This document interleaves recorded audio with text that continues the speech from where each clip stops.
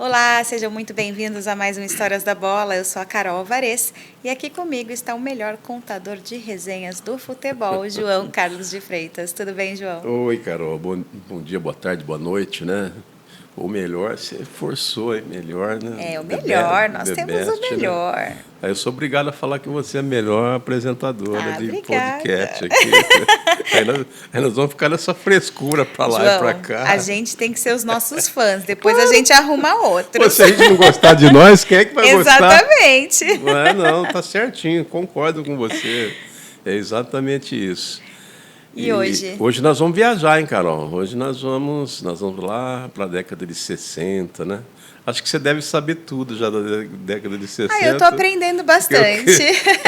Acho que você já pensou assim, pô, deixa eu ver o que teve, né? O João fala tanto dessa década de 60. É de fato, falando sério, conforme dizia Carlos Colla, né? Naquela música que eu sou fã, né? Falando sério, Sério. né? Oh, ela foi uma década assim mesmo emblemática, né? Porque foi ali o auge do rock, né? Por exemplo, o Elvis, né? Que era assim uma estrela máxima, né? Ele realmente assim a força dele foi nessa década. Você teve os Beatles, né? Beatles. Meu Deus do céu. Você teve o Pelé, que se inseriu. Você teve o Frank Sinatra, e aí nós vamos longe. Né? A política era controversa. No Brasil, que não tivemos revolução, né? Tivemos o golpe de 64, no mundo também. Né? Tanto que o Zuenir Ventura ele tem um livro que você deve ter ouvido falar que chama-se 1968, o ano que não terminou. Sim. Não é? Que ali era, né, as coisas eram menos severas. Teve o Mil do Pelé, enfim, né? Uma década Foi rica. rica. Foi sim. Não tinha. Tivemos o Homem na Lua, que é mais que isso, não é? Em 1969. Verdade. Então, e tem gente que não acredita, viu, que o homem Eu ia brincar aqui, mas será que foi pisou mesmo? na Lua. E olha que eu já vi gente assim defender razões, defender motivos. Não, não teve e tal. Você fica, e acho que não teve mesmo, né? Mas a história diz que pisar, né? Que o homem pisou na Lua dia 20 de julho de 1969. Olha só. Faz tempo, o mundo parou para ver. Então foi uma década mesmo contundente. Bom, agora então voltando aqui para o nosso quintal, que é a nossa história, a gente vem para o futebol, que a Ponte Preta disputava a famosa primeira divisão de profissionais, né, que nós já falamos algumas vezes aqui, e que era assim uma divisão folclórica, né, porque envolvia o interior de São Paulo. E a Ponte ela caiu da divisão principal para essa divisão, para a segunda, que seria hoje uma Série A2. Seria uma Série A2. E a divisão de honra, que hoje seria a Série A1, naquela época era chamada Divisão Especial do futebol de São Paulo. E era, viu, Carol, o campeonato mais importante. Era mais importante que Libertadores, que Taça Brasil, né, que não tinha brasileiro, o Roberto Gomes Pedrosa, que envolvia equipes grandes do Brasil. O pessoal queria o paulista, né, o carioca, os campeonatos estaduais eram assim os mais badalados, né? E a Ponte perambulou, menina, perambulou, sofreu muito nessa divisão na década de 60, que ela caiu em 60, como eu te disse, depois ela foi voltar só em 69, foram 10 anos quase. Então foi uma época de muita movimentação, né? Muito êxodo para lá e para cá, que era caravana, é impressionante. A Ponte ia jogar, uma vez ela foi jogar em Jaboticabal, montaram uma caravana de trem aqui, mas era um trem inteiro. Olha só. Era um trem inteiro, parou aqui na Paulista e gente que, sabe, não sei quantas pessoas o trem levou, né? Mas eu acredito que umas 500 pessoas, lá foi o trem carregado, um trem só de torcedor, um negócio maluco que a gente experimentava. Quando jogava aqui perto, em Bragança, em Sorocaba, em Jundiaí, o pessoal ia, então era movimento, né? Então a torcida da Ponte ela passou a ser assim, muito conhecida no interior de São Paulo, né? E era aguerrida, Diziam que era briguenta, mas também, por vezes, era mal recebida, então tinha aquela coisa de se defender, né? Então se tornou assim se tornou um povo participativo. Como você percebe, né, que você que viveu a Ponte Preta, por causa do Vadão, seu pai, você sempre sentiu isso, Com certeza. a força do povo, né? É impressionante. É uma coisa assim, é um fanatismo. Sim. Uma coisa que, né, que é difícil de explicar. Uma coisa muito intensa, assim, É. uma vibração, uma energia E intensa. você sentia assim que era mesmo do cidadão da luta, da briga. Quer dizer, Sim, com certeza. enfim, a classe menos privilegiada da população que sempre esteve ao lado da Ponte Preta. E a Ponte Preta viajava para lá e para cá, e ela tinha, sempre teve essa característica de acomodar como nós vamos dizer, era um time assim democrático, né? Hoje se fala muito em racismo. Naquela época tinha, mas não era debatida como é hoje, não era levada tão a sério. E então a Ponte acomodava muitos negros mesmo, né? Preto, né? Muitos torcedores da Ponte eram da raça negra, raça preta. Parece que havia uma identificação. Tanto que o time da Ponte, Carol, nesses anos, ele tinha que ter jogador preto, sabe? Quando você ia no campo da Ponte, tinha muito branco. Não, mas tem muito branco aí e tal.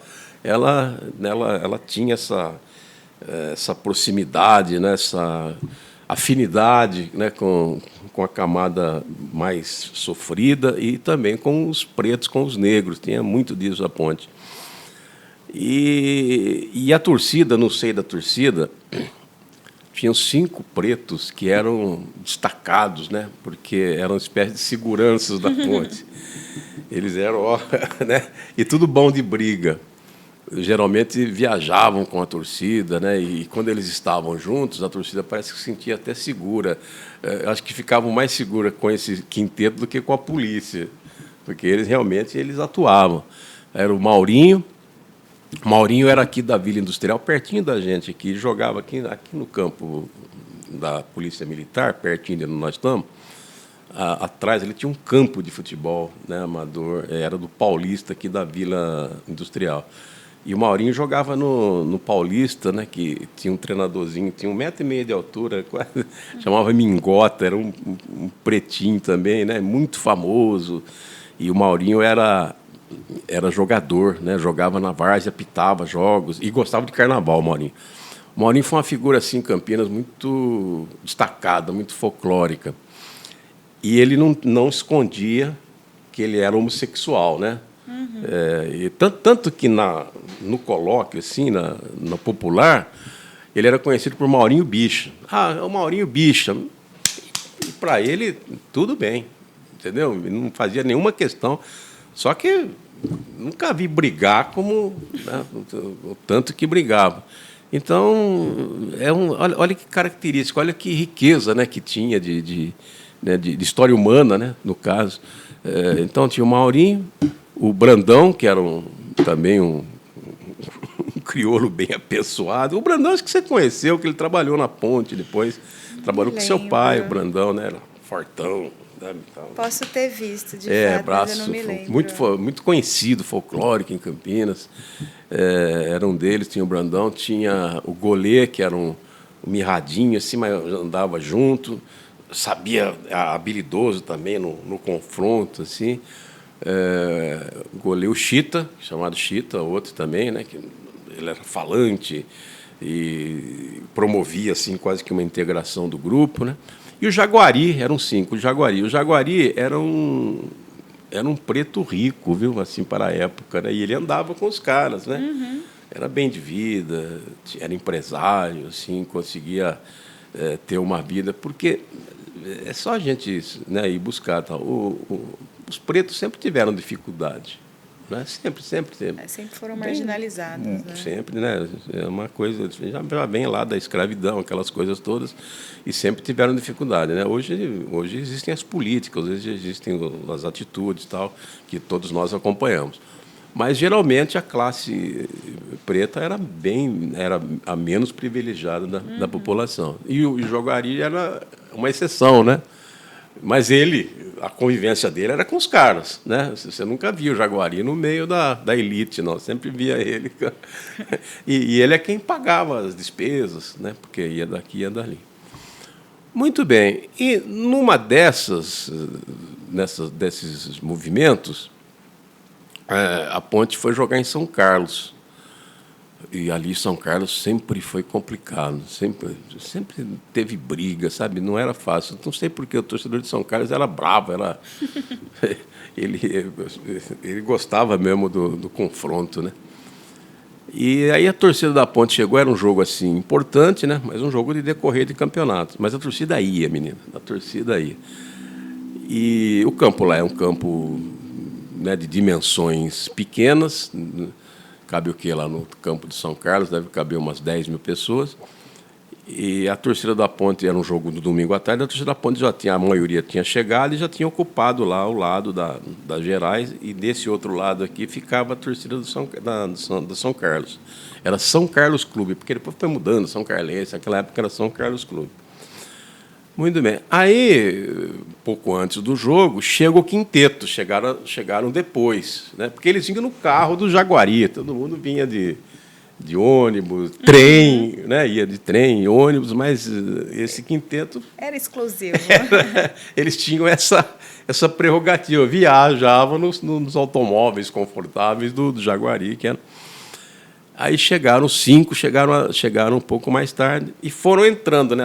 Entraram no campo assim e foram entrando, mas claro que fantasiados de Ponte Preta, assim, tem uma camisa, um chapéu, não tinham nenhum temor de se identificar, se fosse em casa, fosse fora de casa. Foram entrando 5 e eles tinham que passar, não tinha como, para chegar lá onde estava a massa da Ponte Preta, eles tinham que passar de frente à torcida de São Carlos. E foram assim, calmamente, né, como se estivesse desfilando num shopping, center, assim, cabeça erguida, tudo, né? Não tinha essa, não, cabeça erguida, olhando o público e tal, né, e iam. Quando os caras, claro, identificaram que eram 5 vestidos com a camisa da Ponte, embora fossem, né, os pretos bem apessoados, não deu outra, né?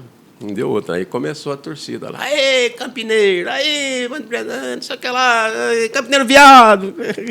Aí, Campineiro bicha! Que é o comum. O Maurinho, ele vinha um pouquinho atrás assim dos outros. Ele olhou assim e ouviu. E foi... Aí, seu bicho! Nossa Senhora! Aquelas coisas que são comuns até hoje, né?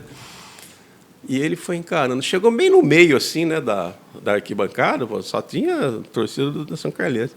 Maurinho, maluco, lá do coisa, foi lá e tirou a calça. Tirou a calça, assim, mostrou a bunda para a torcida, assim, falou assim, eu sou bicha mesmo, quero ver quem vem aqui me comer. Gritou alto. Gritou... Audacioso. Nossa, audacioso e corajoso. Estou chocada aqui. Exato, mas essa é a história, né? E é verdadeira, hein? Isso aí acontecer, é só ressuscitar os... Porque os 5 já não estão mais entre nós. Mas teve muita gente que, por exemplo, na Ponte Preta, você conhece o Marco Antônio Berlim, né? Se você quiser, o Marco, ele não estava lá, mas ele também ouviu tanto, né? E a gente ouviu deles mesmo e da torcida. Aí o Maurinho faz isso daí, menina. Para quê? Desceu lá o contingente lá do pessoal do São Carlense. Carol e amigos, os 5 fizeram assim um quinteto, uma roda, que eles eram supimpa na porrada, né? Fizeram uma roda assim, e conforme os caras iam chegando, eles iam despachando. Pá! Pá! O Brandão era grandão, a mão do Brandão, acho que era isso aqui. Né? Parecia cena de filme, né? E o Brandão era juiz, era um dos melhores juízes, árbitros da Liga Campineira de Futebol, ele apitava na várzea. E ele enfrentava a várzea, ele apitava com uma faquinha assim, sabe? Mas o Brandão nunca apanhou na várzea e não era um árbitro assim imparcial, não. Ele tinha lá suas, né? Mas ele era muito respeitado, aí e segurava a marimba, né? Segurava a marimba. Então os caras iam descendo, eles iam pá, pá, pá, Os 5. Era conclusão, dispersou lá os agressores, tal, os caras subiram, tal. Aí o Maurinho, mais alguém quer descer aqui para... E o Maurinho ele era assim, ele era mesmo, sabe, extrovertido, desinibido. Mais alguém? Aí os caras tudo quietinho, e aí eles passaram, né? E a torcida do outro lado presenciando, né? Quando eles chegaram no meio da torcida da Ponte, a torcida levantou e... Os heróis. A Ponte ganhou aquele jogo de 1-0, né? Um jogo difícil tudo, mas os heróis da tarde foram 5. Sabe? Eles foram, e aí a torcida carregava e ficava ensandecida, porque eles eram tidos assim como né, os guardiões, como, né, os seguranças da torcida. Da Ponte. Mas vale assim pelo folclore, né? Pelo certeza. Folclore da situação. Isso tem que ficar registrado, escrito, né? Também faz parte da história, do né? folclore do futebol, né? Certeza. Agora é assim, sabe, Carol? Tinha esse tipo de briga? Tinha. Mas era briga assim, um contra o outro, né? Ali não tinha arma, ninguém matava ninguém. Era mano a mano. Quem pudesse mais chorava menos. E ninguém podia com esse quinteto. Ninguém podia. Em campo de futebol, ninguém podia. O São Paulo, em 1981, contratou o Brandão, o Maurinho e teve, eu acho que o goleiro. Foram 3 e o Chita, acho que o Jaguari não estava. Numa partida que você deve ter ouvido falar, de uma semifinal do Campeonato Brasileiro contra o Botafogo. São Paulo estava perdendo de 2-0, esse quarteto deu um calor no Braulio Zanotto, que era o juiz, era um paranaense, e no intervalo, voltou para o segundo tempo, São Paulo virou para 3-2. Que coisa, né? Que coincidência, que coincidência. Né? São Paulo foi lá, pagou caro pelos quais, mas foram lá. Então, para registrar, para a gente, né, identificar essas histórias que só nós contamos aqui, viu, cara? Com certeza. Tá certo, João. Se você gostou dessa história, não esqueça de compartilhar com seus amigos. E se quiser revê-la ou conhecer as outras, é só entrar no nosso canal no YouTube ou no site do jornal, diariocampineiro.com.br. Até a próxima!